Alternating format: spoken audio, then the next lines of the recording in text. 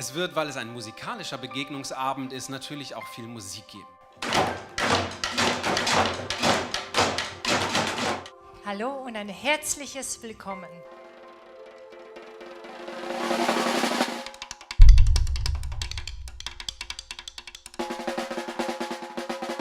Girls like me, they learn to be the youngest clown. Es wird Gespräche und Interviews geben mit Menschen, die hier wohnen und die hier arbeiten. Welchen Zusammenhang gibt es zwischen diesem Erlebnis und deiner Obdachlosigkeit? Habe meinen Job verloren durch die Krankheiten. So kam ich hier in Jakobi-Junghaus. Also die meisten, die hatten tatsächlich ein ganz normales Leben vorher. Mit 16 war ich zum ersten Mal obdachlos.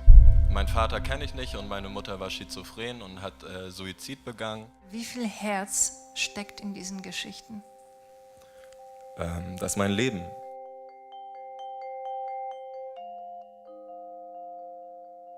Ich bin ein Mensch, der an Gott glaubt, an Jesus glaubt und ich weiß, dass Jesus jeden Menschen ganz persönlich lieb hat.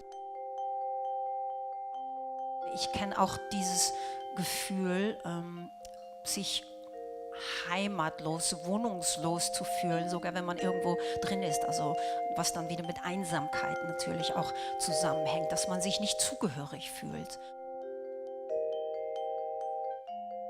Ihr seid wirklich wertvoll und jeder von euch ist einzigartig.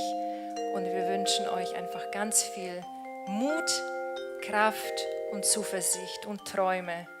Dream a little dream of me. Dream a little dream